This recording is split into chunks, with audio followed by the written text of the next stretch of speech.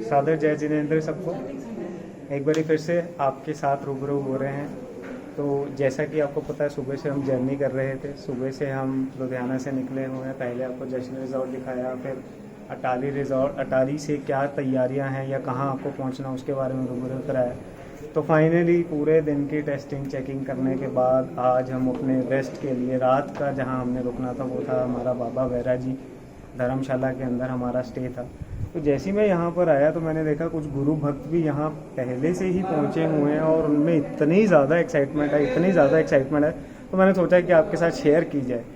तो इसी के साथ ही मैं आपको दिखाता हूँ, जल्दी से मैं आपको एक दिखाता हूँ कि लुधियाना से रीमा जैन जो कि यहाँ मुझे मिले हैं, और आइए सुनते हैं उनके भाव कि क्या है उनके भाव, क्यों वो इतनी जल्दी आ गए, सुनते हैं उनके मुँह से।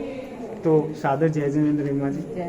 तो सभी दर्शकों को और आपका मैं यहाँ इस चैनल जानना पे स्वागत करता हूँ।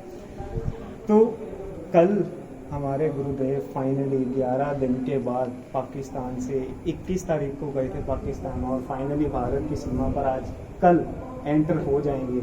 और हमें पूरे के पूरे 11 दिनों के बाद हमें गुरुदेव के दर्शन होंगे। क्या फील कर रहे हो आप आज, थोड़ा सा हमें दर्शकों को बताया। और एक बात और ज़रूर बताइए कि क्यों आप आज इतनी जल्दी आ गए। हमने तो टेक्निकल टेस्टिंग करनी थी तो इसलिए हम जल्दी आ गए, तो आज आप मुझे अभी मिल गए हैं, तो क्या कारण है आपका इसके पीछे आप जल्दी आ गए? मैं क्या कारण है मेरा बस चले तो प्रणव, मैं अभी यहाँ पे हूँ कि मैं तो उड़ के पाकिस्तान पहुँची होती, पर मेरे बस में नहीं था। 11 दिन से मैं अपने साहब जी का इंतज़ार कर रही थी, उनको वीडियो में देख रही थी, उनके वहाँ दर्शन, उनके कार्यों को देख रही थी।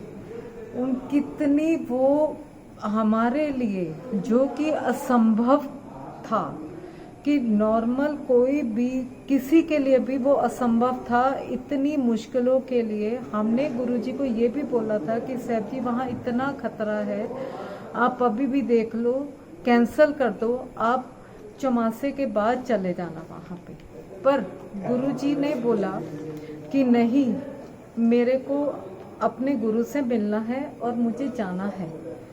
साहब जी खतरा है, आपको अगर कुछ हो गया तो हम क्या करेंगे, हमारे पास और कोई धरोहर नहीं है, आप हमारी सब कुछ हो। पर साहब जी कहते मुझे जाना है। पर उनकी शक्तियों का तो कोई अंदाज़ा ही नहीं है ना। जो उन्होंने ठाना वो पूरा किया, और वो वहाँ गए। उन्होंने हर वो चीज़ के हमको यहाँ बैठ के दर्शन कराए, और जो कि हम सोच भी नहीं सकते थे। हमें यहाँ अंदाज़ा है कि उनकी कितनी तकलीफ़ों का उन्होंने सामना किया होगा। सबसे पहले तो खाने पीने का, कि जो आप सोच सकते हो कि वो कहाँ, और कोई लेडीज़ साथ में नहीं, कोई कुछ साथ में नहीं जो उनको खाना मतलब भोजन वगैरह गोचरी वगैरह का जो बना सके। पर वो जो साथ में गए, उन्होंने जैसा बना उन्होंने बनाया, उन्होंने खिलाया। वहाँ बैठ के वो छोटी छोटी जगहों पे गए, आत्माराम महाराज जी की समाधि पे गए, वहाँ गए, उनको हमारे डायरेक्ट दर्शन कराए। हम लोग उनको देखते थे, हमारी आंखों से आंसू निकलते थे कि मेरा गुरु इतना कुछ हमारे लिए कर सकता है कि हम लोग कुछ भी, हमारी ये मोहताजी है कि हम उनके लिए कुछ भी नहीं कर पा रहे। मेरा बस चलता तो मैं, अगर कुछ पंख, कुछ जादू की चीज़ भी होती तो मैं उड़ के अपने गुरु के पास उनकी सेवा में पहुंची होती। और मैं इस चीज़ के लिए भी कहती हूँ, काश भगवान तूने हमें आदमी बनाया होता तो काश हम उनके साथ जा सकते थे वहाँ पे, हम भी होते अपने गुरु के साथ कदम पीछे उनके चल के, उनकी जो ये भाव, ये कार्य है उसमें कुछ समर्थन कर सकते। ये सब आप सब के लिए, पूरे संघ समाज के लिए उन्होंने रास्ता खोला, सब कुछ करा। मेरे गुरु, मैं उनका देनिया नहीं दे सकती। पूरा संघ समाज, पूरा हिंदुस्तान, पूरा वर्ल्ड उनका देनिया नहीं दे सकता। अब लोग कहते हैं कि हम संघ लेके जाएंगे, मैं कहती हूँ वो उन्होंने उन सब के लिए वो रास्ता बनाया। मेरे गुरु, ये मेरा कार्य मेरा गुरु कर सकता था और कुछ नहीं कर सकता। बस मेरा गुरु खुश रहे और मेरी उम्र भी मेरे गुरु को लग जाए, मैं इससे ज़्यादा तो कुछ नहीं कह सकती। और मैं जाऊं, और मैं जब वो मेरे गुरुजी बाहर आए, मेरे हाथ पैर अभी भी कांप रहे हैं कि मैं अपने गुरु के सबसे पहले दर्शन करूं। माँ बन के उनकी भलाई लूँ, उनको नज़र उतारूँ उनकी। मेरे भाव, मेरे पास वर्ड्स नहीं है, मैं अपने गुरु के लिए क्या कर सकती हूँ क्या नहीं। यहाँ बैठी हूँ, सुबह की घड़ियाँ गिन रही हूँ कि कब मैं अपने साहब जी के पास जाऊँगी। कीर्ति महाराज जी, ऋषभ महाराज जी और महाबतर महाराज जी, अपने उन गुरुओं के सबका वर्ड नहीं है मेरे पास प्रणव, मैं क्या बोलूँ, मेरे पास कुछ वर्ड नहीं है।